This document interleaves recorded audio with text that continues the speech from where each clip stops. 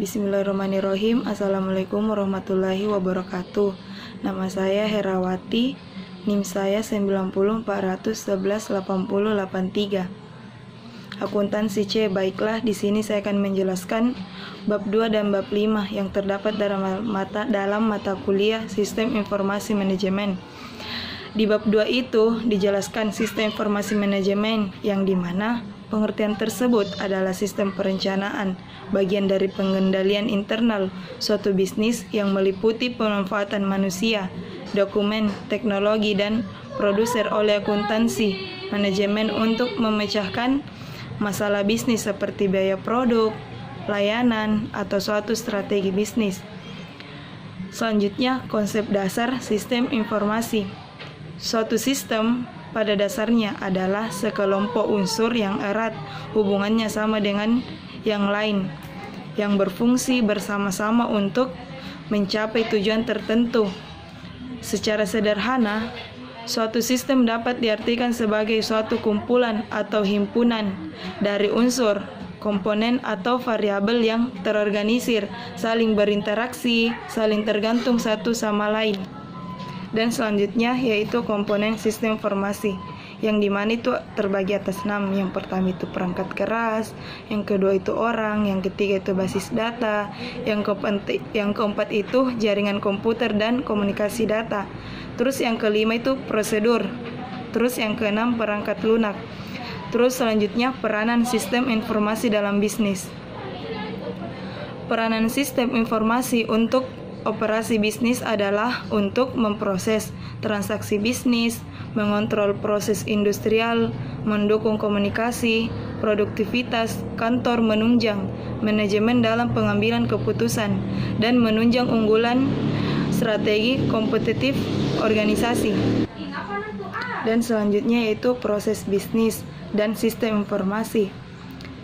Proses bisnis dapat didefinisikan sebagai kumpulan dari proses dan berisi kumpulan aktivitas atau teks yang saling berelasi satu sama lain untuk menghasilkan suatu keluaran yang mendukung pada tujuan dan sasaran strategis dari organisasi. Suatu proses bisnis yang baik harus memiliki tujuan-tujuan seperti mengefektifkan atau mengefisienkan dan membuat mudah untuk beradaptasi pada proses-proses di dalamnya. Selanjutnya itu jenis-jenis sistem informasi.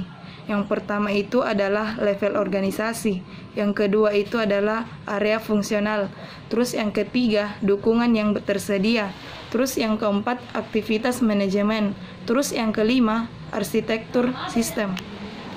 Nah, selanjutnya yaitu kolaborasi dan bisnis jejaring sosial.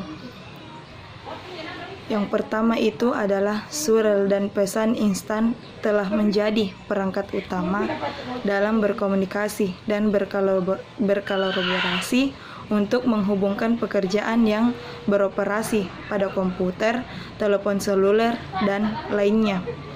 Terus yang kedua itu wiki adalah jenis situs web yang memudahkan pengguna yang tidak memiliki pengetahuan dalam bahasa pemrograman dan pengembangan web.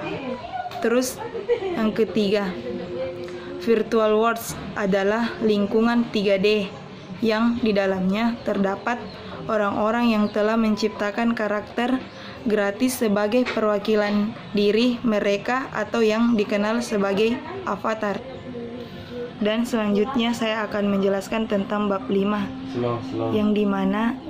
yang dimana di bab 5 itu adalah isu sosial dan etika dalam teknologi informasi.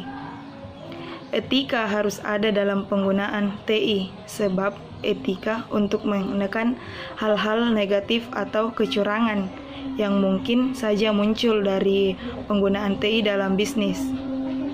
Selanjutnya, cara etika berperan dalam menekan kecurangan yang mungkin terjadi dirangkum dalam 5 dimensi moral.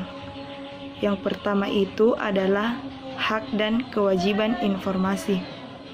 Baiklah, di sini kita berhak dan memiliki kewajiban untuk mengetahui dan memberikan informasi yang kita butuhkan terlebih akses informasi terbuka lebar dengan usaha sendiri, maka kita berhak untuk tahu informasi apa yang ingin kita dapatkan, dan juga berkewajiban memberikan informasi yang real maupun tidak memberikan informasi terkait privasinya kita. Selanjutnya itu adalah hak dan kewajiban terkait kepemilikan.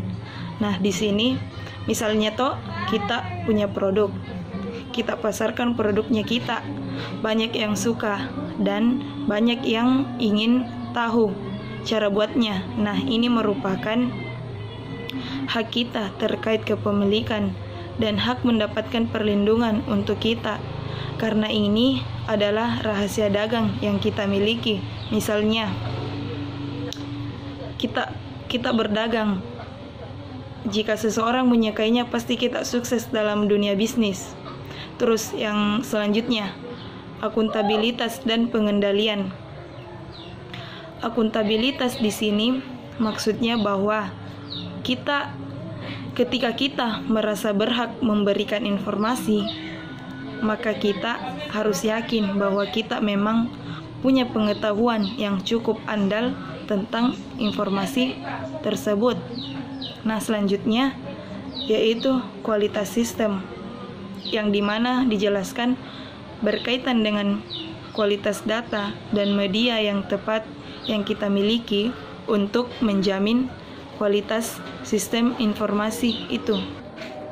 Nah, selanjutnya yaitu kualitas hidup, berkaitan dengan nilai yang harus kita pertahankan dalam penggunaan TI. Nah, di sini saya akan menambahkan yaitu etika dalam masyarakat informasi. Konsep dasar, pilihan etika adalah keputusan yang dibuat oleh setiap orang yang akan bertanggung jawab untuk setiap konsekuensi yang timbul dari tindakannya. Tanggung jawab adalah sebuah elemen penting dari tindakan etika, sedangkan akuntabilitas adalah ciri-ciri dari sistem dan institusi sosial. Liabilitas adalah ciri-ciri sistem dan institusi sosial. Liabilitas adalah ciri dari sistem politis, di mana sebuah hukum mengambil peranan. Terus selanjutnya yaitu analisis etika, yang dimana dalam analisis etika itu ketika kita dihadapkan pada situasi yang tampaknya memunculkan isu etika dalam menganalisis masalah. Baiklah, sekian dan terima kasih dari penjelasan saya. Jika terdapat salah atau keliru mohon dimaafkan. Terima kasih. Assalamualaikum warahmatullahi wabarakatuh.